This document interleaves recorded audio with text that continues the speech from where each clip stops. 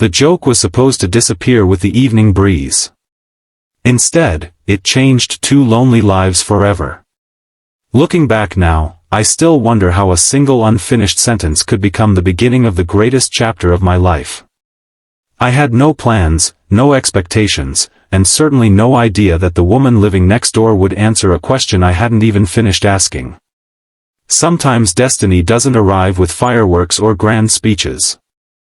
Sometimes it quietly waits behind the familiar smile of someone you've been saying good morning to for years. Before we begin, if you believe that kindness can heal broken hearts and that everyone deserves a second chance, please take a moment to like this video, leave a comment about where you're watching from, share it with someone who believes in hope, and subscribe to Kind Heart Stories for more emotional journeys that remind us how powerful simple acts of love can be. 3 years before that unforgettable evening, my life had fallen apart in ways I never imagined.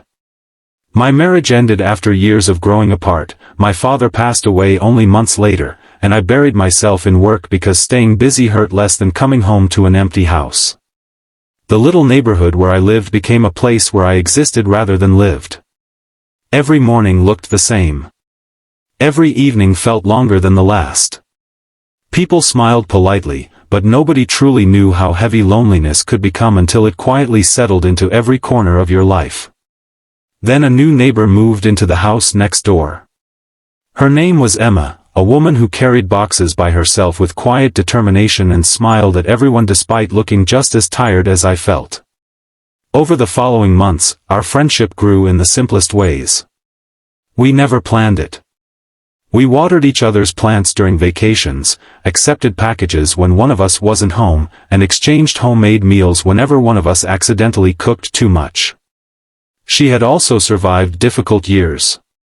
Her mother had been sick for a long time before passing away, and afterward she had devoted herself entirely to work, forgetting that life was supposed to include laughter too. Neither of us talked much about our pain, but somehow we recognized it in each other. There was comfort in knowing someone understood silence without demanding explanations. One Friday evening, I stood outside looking at the sunset after another exhausting week. Emma stepped onto her porch carrying a cup of tea, and we started talking about how beautiful the weather was. We laughed about how both of us had become experts at canceling weekend plans because neither of us ever made any. I jokingly shook my head and began saying, "You know what? Come with me." I hadn't even decided what ridiculous suggestion would follow. Maybe I was going to say, "Come with me to the grocery store because shopping alone is depressing," or perhaps, "Come with me to watch people argue over parking spaces." Before I could finish, she looked directly into my eyes and quietly answered, "Okay." For a few seconds, neither of us spoke. My unfinished sentence floated awkwardly between us. I laughed nervously and admitted I didn't actually know where we were going. She smiled with surprising warmth and said that maybe it didn't matter. Maybe the point wasn't the destination. Maybe the point was that someone had finally invited her somewhere without expecting anything in return. That single sentence revealed more loneliness than any long conversation ever could. So instead of inventing another joke, I grabbed my car keys, and we drove with no plan except to escape another lonely Friday night. We ended up at a quiet lake nearly an hour away, a place I hadn't visited since childhood. The sun was disappearing behind the trees, painting the water in shades of orange and gold. Families packed up picnic blankets while children chased ducks along the shoreline. Emma watched them with a peaceful expression that slowly turned into tears. She apologized, embarrassed, but I told her she never had to apologize for being human. She confessed that she had forgotten what it felt like to simply enjoy a moment without worrying about tomorrow. I admitted that I had forgotten too. Two strangers who had lived next door for months suddenly stopped pretending everything was fine. That evening became the first of many unexpected adventures. Sometimes we drove to small towns just to try a bakery someone had recommended online.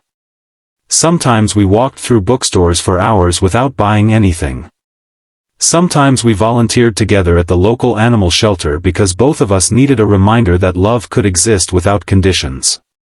Every little experience slowly replaced painful memories with hopeful ones. The emptiness that had once followed me everywhere began shrinking. For the first time in years, coming home didn't feel like returning to an empty building. It felt like returning to a place where someone genuinely cared whether I had a good day. The neighborhood noticed the change before we did. Children waved at us together.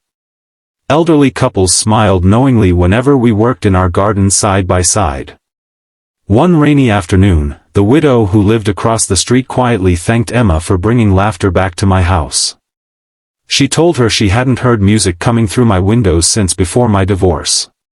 When Emma shared that story with me, I realized healing often happens so gradually that we don't recognize it until someone else points it out. Months passed, and life tested us again. Emma lost her job when her company downsized. I watched fear return to her eyes, the same fear I remembered seeing when she first moved into the neighborhood. This time, however, she wasn't facing it alone. We updated her resume together, practiced interviews in my living room, and celebrated every small opportunity that appeared. She often apologized for leaning on me so much, but I reminded her that friendship isn't measured by convenience. It's measured by who stays when life becomes uncomfortable. Weeks later, she accepted an even better position at a nonprofit organization helping families rebuild after difficult circumstances. She told me she finally felt like her work matched her heart. As another year arrived, we returned to the same lake where everything had begun. We sat on the same wooden bench, watching another sunset reflect across the calm water. I confessed that the unfinished sentence from a year earlier had become the luckiest mistake of my life. She laughed and admitted she had answered before I finished because she was desperately hoping someone, anyone, would invite her into their life. She wasn't saying yes to a destination. She was saying yes to hope. Standing there, I realized love doesn't always arrive dramatically. Sometimes it grows quietly inside ordinary moments until one day you notice that someone else's happiness has become part of your own. I reached into my pocket, not with an expensive ring or rehearsed speech, but with the same honesty that had brought us there. I asked if she would keep saying yes to life's unfinished sentences with me. Tears filled her eyes as she nodded before I had even finished asking. Once again, she answered before the sentence was complete. Today our home is filled with photographs from those spontaneous adventures that almost never happened. We still laugh about how our story began with an unfinished joke. Whenever neighbors ask how we met, we simply smile because the truth sounds too unbelievable to invent. Yet every word is real. The greatest blessings often hide inside the smallest decisions. A simple invitation. A quiet yes. An ordinary evening that becomes unforgettable. Before this story comes to an end, I have one heartfelt request. Please write in the comments, "I still believe in unexpected kindness." Your words might encourage someone reading them who feels completely alone today. And if this story touched your heart, reminded you that hope can appear when life feels empty, or inspired you to take a chance on kindness, please like this video, leave your thoughts in the comments, share it with someone who needs encouragement, and subscribe to Kind Heart Stories. You never know who is waiting for one unfinished sentence, one unexpected invitation, or one simple act of compassion to completely change their life. Sometimes the most beautiful journeys begin before we even finish speaking, and sometimes the people meant to stay in our lives are simply waiting for the courage to say yes.